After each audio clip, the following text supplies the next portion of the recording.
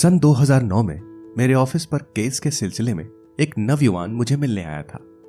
उसकी बातें और उसका एटीट्यूड रौबदार और ऊंचे घराने यानी अमीर घराने वाले जैसा था। मगर जब मुझसे बातें करने लगा तब पता चला कि वो कोई करोड़पति नहीं था, बल्कि वो तो 14 बैंकों का कर्जदार था। वो कुल मिलाकर 1,46,00,000 का कर्जदार था। मगर वो बिल्कुल नॉर्मल था। वो कर्जे के लिए परेशान नहीं था, वो किसी और वजह से परेशान था। वो अपने केस के बारे में ऐसे बातें कर रहा था जैसे उसका कर्जा मामूली हो। उसका कर्जा मैंने उसके बैंक नोटिस में देखा तो मेरी आंखें फटी की फटी रह गईं। मगर उस नवयुवान की बातों में कहीं कोई उदासी नहीं, न कोई बेईमानी। कर्जे से वो परेशान नहीं था।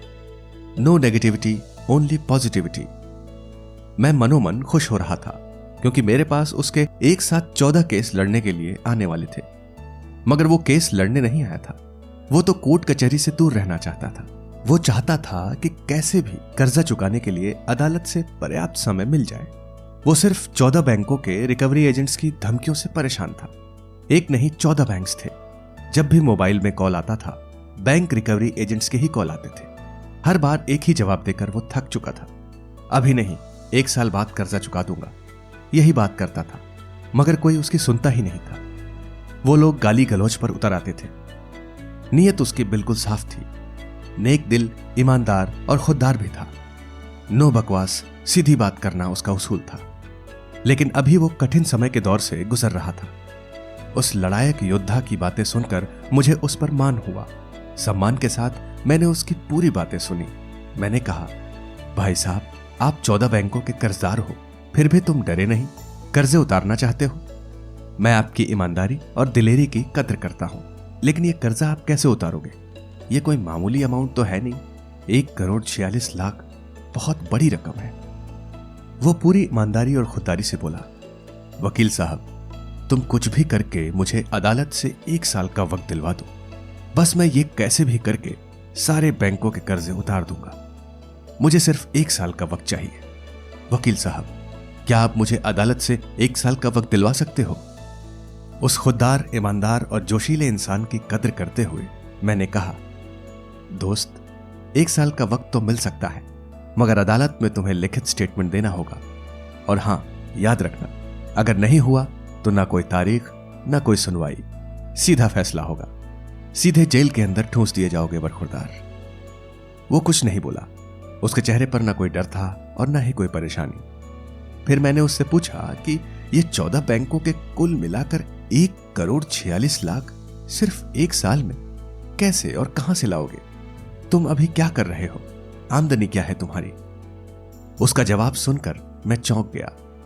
वो बोला, सर, मेरी आमदनी अभी कुछ भी नहीं है, मगर 1 साल में मैं करोड़पति बन जाऊंगा। लाग लपेट के बिना, फुल ऑफ कॉन्फिडेंस के साथ वो अपनी लय में बता रहा था। मैं कुछ समझा नहीं भाई साहब। आमदनी कुछ भी नहीं और 1 साल में करोड़पति बन जाओगे? कैसे करोड़पति बन जाओगे?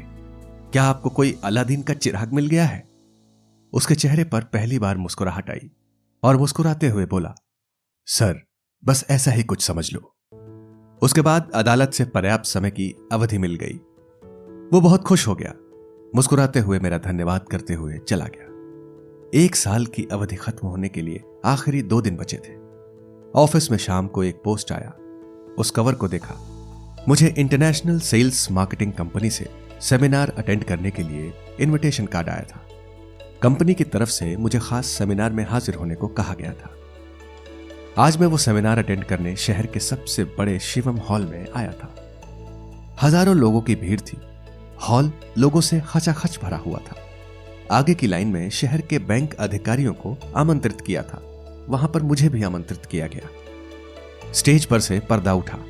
सेल्स मार्केटिंग कंपनी के कई लीडर्स स्टेज पर आए और अपनी छोटी सी स्पीच देकर चले गए। फिर जो अनाउंस हुआ, जिसे सुनकर मेरी आंखें फटी की फटी रह गईं और वहां बैठे बैंक अधिकारी भी चौंके बिना नहीं रहे। एंकर ने जबरदस्त ऊंची आवाज में अनाउंस किया, दोस्तों, हमारे बीच आज एक ऐसी सेलिब्रिटी आ रही है जिन्होंने सेल्स मार्केटिंग बिजनेस के सभी रिकॉर्ड तोड़ डाले हैं। हमारे बिजनेस के यंगेस्ट करोड़पति बन गए हैं। और इतना ही नहीं, उन्होंने किसी को कमिटमेंट किया था, वो कमिटमेंट भी आज पूरा करने जा रहे हैं। क्या आप जानना चाहोगे क्या था वो कमिटमेंट? दोस्तों, ऐसे नहीं, आइए हम सब मिलकर जोरदार तालियों से स्वागत करते हैं रिकॉर्ड ब्रेकर नवयुवान लीडर का। चारों तरफ सिर्फ शोर बकोर हो रहा था। लोग सीटियां और तालियां बजा रहे थे। अचानक हॉल की सारी लाइटें बंद कर दी गई। लोग शांत हो गए। स्पीकर भी थोड़ी देर के लिए शांत कर दिए गए और फिर एक फिल्मी सॉन्ग गूंज उठा।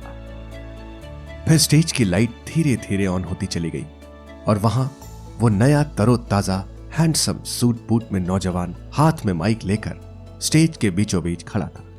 वो कोई और नहीं, वही 14 बैंकों का कर्जदार था जो आज यंगेस्ट करोड़पति बनकर खड़ा था।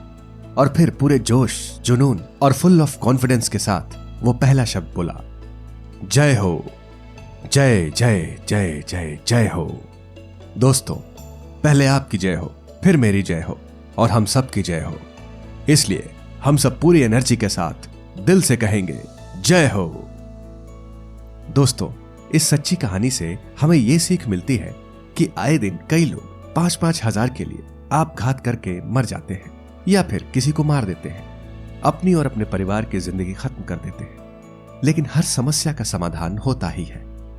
निश्चित लक्ष्य को पाने के लिए ईमानदारी, जोश और जुनून से लगे रहो। सफलता आपके कदमों को एक दिन जरूर चूमेगी। आगे की कहानी पार्ट 2 में सुनने को मिलेगी।